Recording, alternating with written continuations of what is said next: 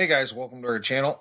So, this hardly ever happens, but I am human and make mistakes, and we have to do a retraction today. I put out a video yesterday trying to answer Danny's question. I got a little too fancy, and this that said Rogue Titan AI sends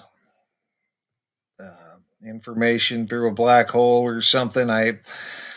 Since I had to redo this video as my computer froze, I typed Manwich in here. This was just a gematria calculator. So it uses the Jewish gematria. I suppose we should start using the Jewish gematria. But this, we're retracting. We're going to scrub this information right here that was here.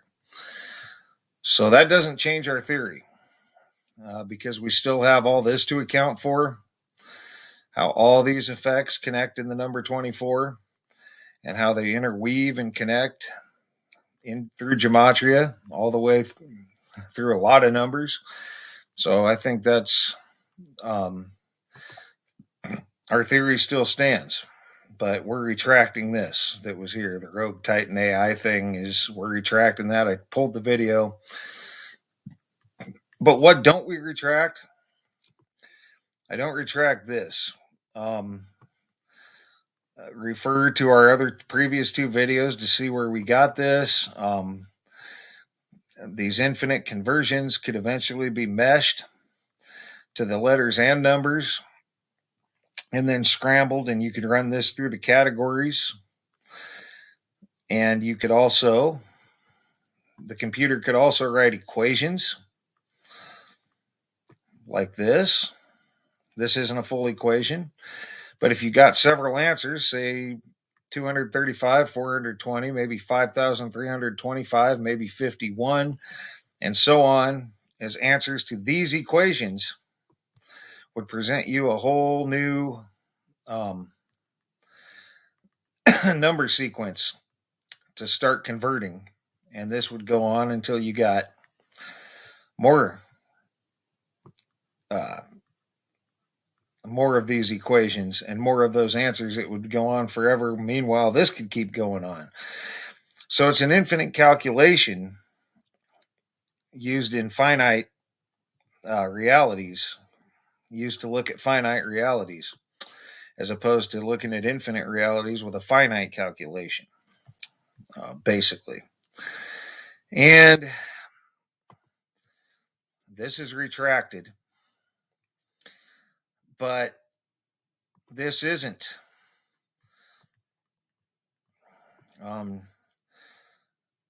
Gematria is the numerological system by which Hebrew letters, or in our case, English letters, originally it was Hebrew letters, correspond to numbers.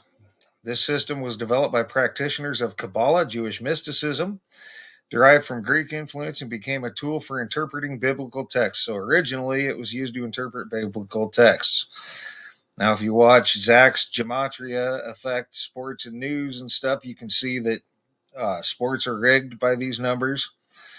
News is rigged by these numbers.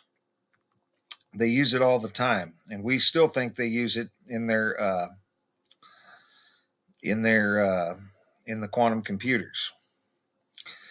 All right. While gematria was used periodically in the Talmud and Midrash, it was not central to rabbinic literature. The rabbis occasionally employed gematria to help support biblical exegeses, but did not rely on it heavily.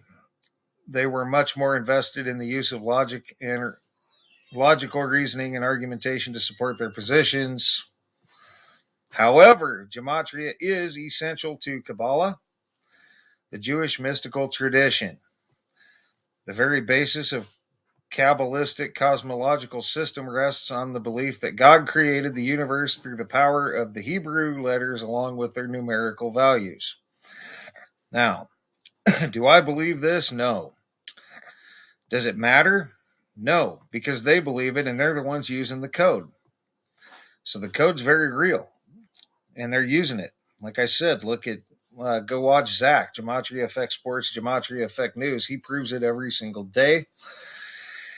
And we've provided very strong evidence that they're using it with their quantum calculations. All right.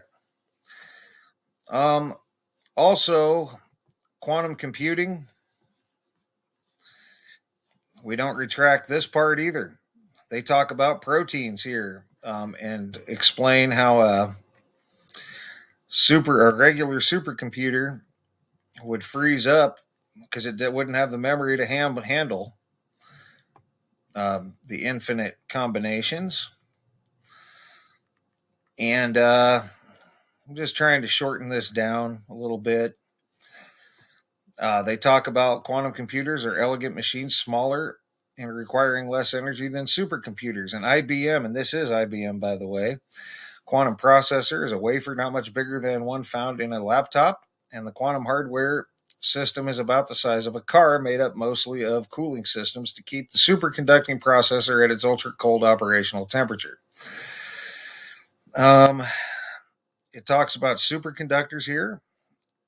At those ultra low temperatures, certain materials in our processors exhibit another important quantum mechanical effect. Electrons move through them without resistance. This makes them superconductors.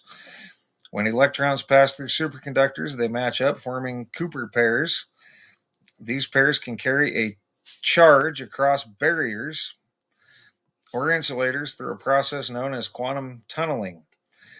Two superconductors placed on either side of an insulator form a Josephson junction. Our quantum computers, IBM, uses Josephson junctions as superconducting qubits. By firing microwave photons at these qubits, we can control their behavior and get them to hold, change, and read out individual units of quantum information. So they're telling you here they can literally get them to change quantum information and read it out. All right. So they literally say they change quantum information. And that would cause a change, right? It's a code, we think. Superposition, a qubit itself isn't very useful, but it can perform an important trick, placing quantum information it holds into a state of superposition, which represents a combination of all possible configurations of the qubit.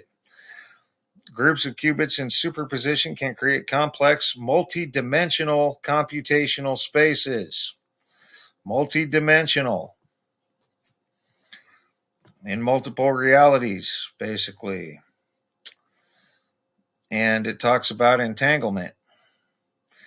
Is a quantum mechanical effect that correlates the behavior of two separate things. When two qubits are entangled, changes to one qubit directly impact the other. Quantum algorithms leverage those relationships to find solutions to complex problems. All right, we don't retract any of that. What we do, the only thing we're retracting was this, where it said the Rogue Titan AI thing, and this was just a gematria calculator, and it tricked me. But we're trying to get to the bottom of something. We're trying to get to the truth of something, and bad information doesn't help that. So that's why the video's down, and that's why we're retracting that. The rest of that, the only is not being retracted. We are only retracting the information that was in this quantum or in this gematria calculator. So that wasn't anything of note. That was just something somebody put into a quantum calculator and they put it online for some reason.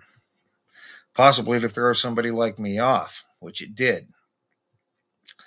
But we're back on track now. So I guess what I'd take away from this is those calculations go on forever.